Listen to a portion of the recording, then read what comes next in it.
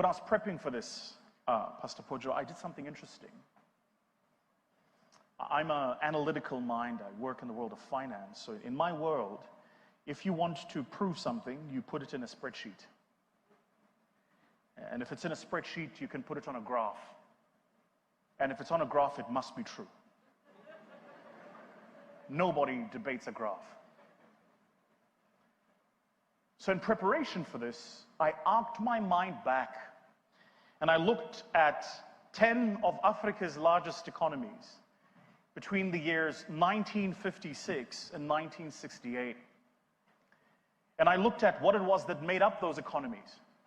I looked in that particular period because that was the transitory period in our continent. What I wanted to seek and find was to answer a simple question. What does it take for Africans to be great? It's a simple question. Now, because of the nature of my work, I went and looked for the actual thing that I could prove here, the scientific thing that I could go statistically, if you do these things on a balance of probabilities, you will achieve whatever greatness is defined as for you. And here is what I found. I found that in every instance where there was a particular set of factors that made a population group or a citizenry or a nation achieve its goals, if you took those very same factors and plugged them into a different citizenry, the numbers would not tally. That is to say the following, that beyond strategy, beyond information, beyond policy, formations and conversations, all of which, by the way, are fundamental, there is a single truism that holds, an ingredient without which the coffee doesn't taste good, and the ingredient is this: choice.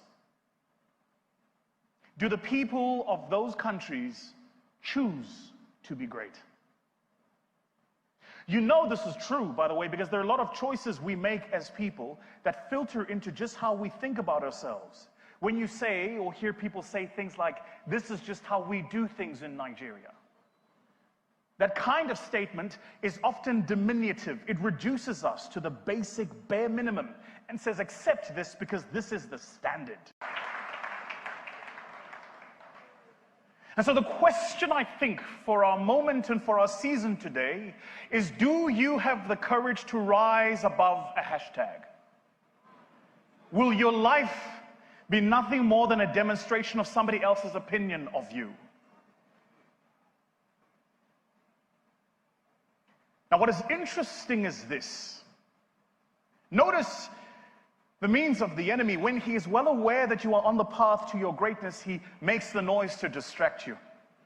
I had a conversation with a brother in Christ of mine, Grace, and I was sharing this with him, and he said, you know, Vusi, it's something very interesting, but if you are a runner, an athlete, a marathon runner, say, and you're running on the track and you're doing a 3,000 meter, 8 laps around a 400 meter track, he says, do you know what happens? I said, what? He said, each and every single one of the people in the grandstands has something to say every time you come around the grandstands. He says, but of course they have the breath to say something. They're not using their breath to physically exert themselves to achieve things. And so for those of us then who are quiet in the season, we are quiet because we are sparing our energy for the things for which our energy is called. We just don't have the time to do the things that don't matter. I think we're called on in this season as young Africans to seize power, to truly seize it. In the words of Frederick Douglass, power concedes nothing without demand. And so therefore, if we want a better life for ourselves, we must demand of that power.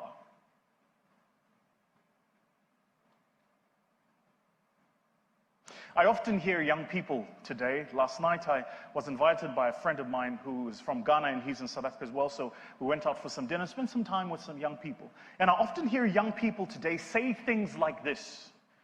You know, it's time for young people to rise. It's time for the old people to move out of the way. It's time, it's time, it's time. Let me tell you, young people, there is no old person going anywhere. If you want that seat in that office, in that boardroom, in that chamber, in that ministry, you're going to have to fight for it, because power isn't given, it's taken. And so the question as our continent rises is, will we be men and women of courage? Will we be the generation in 50 years' time that our children reference and say, they did it right? They had the template for how to truly pull out of each other the ability to work with each other. And something fascinating is happening today. I must tell you this. This is the good news. The good news is that we're no longer separated. The good news is that we find each other. The good news is that in this room, there are people who are following Vusi Thembekwayo on Instagram. I know I'm very good looking on Instagram, I must tell you, I am very good looking on Instagram. But the good news is that even I have the privilege of following a Professor Lumumba's work. No matter where in the world I find myself, where there are Africans who are speaking, leading, evangelizing, and growing others, we now have the ability to find each other. The true question is, will we have the ability to build with each other? You see, to date, our building strategies all center on these borders that were drawn for us and not by us. And so it becomes the question of, is your nation thriving versus mine? I had this conversation with a friend of mine who also works in capital markets like me in South Africa. I said, I'm really confused by this feud we have with Nigeria. I genuinely don't understand it. Why do we constantly migrate to the global north, and South Africa tries to posture against Nigeria and Nigeria against South Africans? What's the game here? What's the gambit? Whom is it that we're trying to please, and against whom are we trying to please them? Because each time we find our leaders playing that game, the question perhaps we should ask is, who is the master you're trying to please?